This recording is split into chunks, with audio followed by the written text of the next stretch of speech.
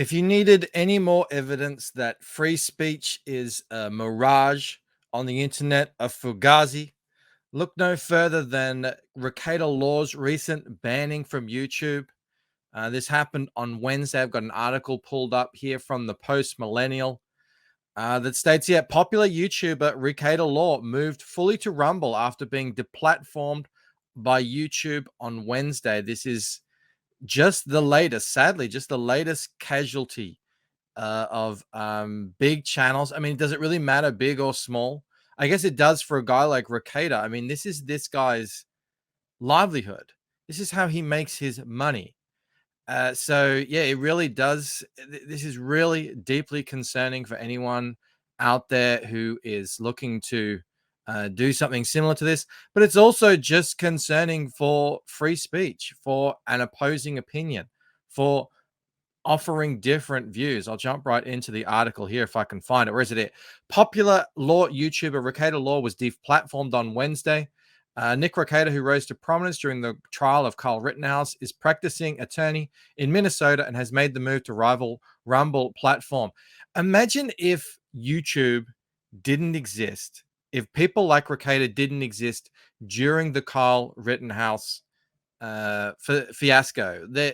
I mean, they were getting massive numbers, completely dwarfing what was the mainstream media content, and they could get into it for hours. And these guys are actual lawyers. I mean, it really does. It's kind of frightening. Imagine if this goes away. Imagine if we're not able to have access to that sort of information as these events take place. Say, for instance, in a election, maybe an upcoming election. Maybe that's why this is happening. I'm not sure. Rekieta's Twitter account has also been suspended. He's still on Instagram for now, but he will be live streaming on Rumble and Odyssey going forward, despite the YouTube ban. If you're not familiar with Rumble and Odyssey, they are sort of newcoming YouTube Lite-esque sites where you can actually plug your YouTube channel directly into them and it'll upload that stuff automatically. That's what I do.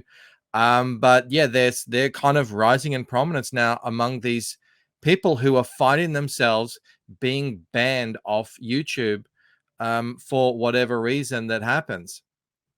Here's a message from Rekieta here saying he's going live at 11.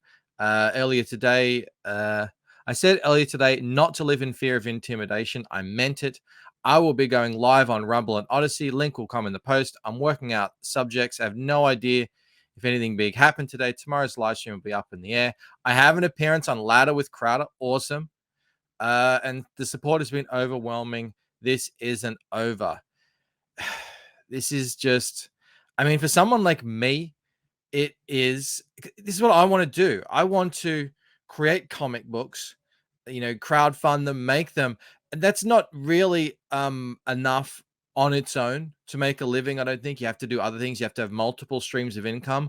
I've spent the last, God, it must be going on 3 years now building up this channel. It's still a tiny channel, but it's actually working. I'm starting to make some money.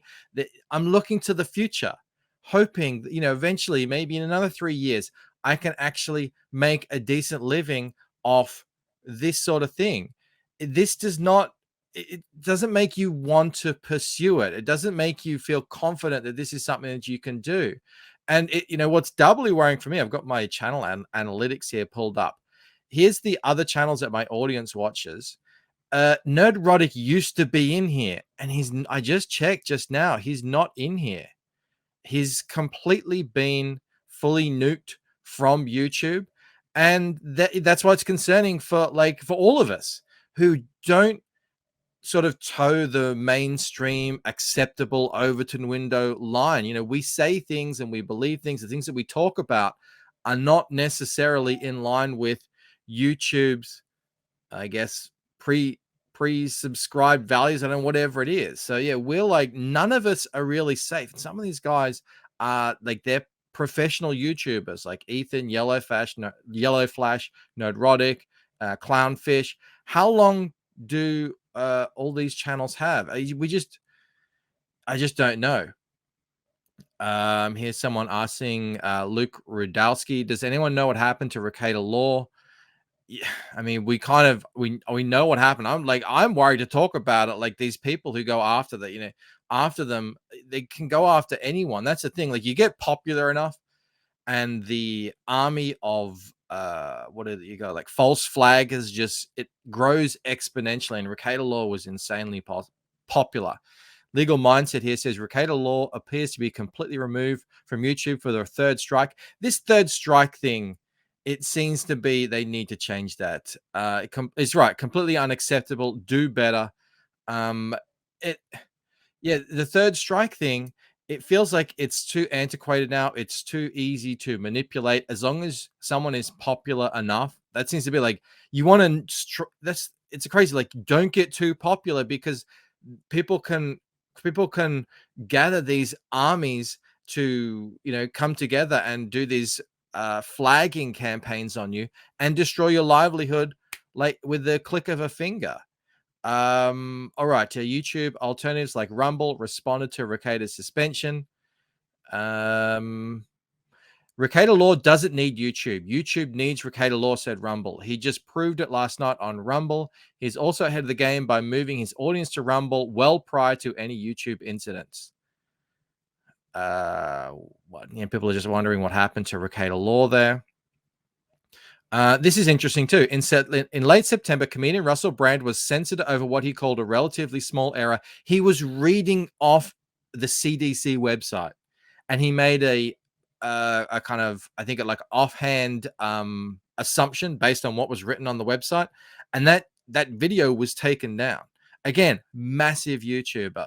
He's moved over. He's starting to do shows on Rumble as well. I'm not super familiar with Andrew Tate, but I saw him, on Twitter not too long ago. He was being banned. Rumble CEO says what we're standing up for at Rumble is allowing people to say whatever they want, whether we agree or disagree with what they're saying.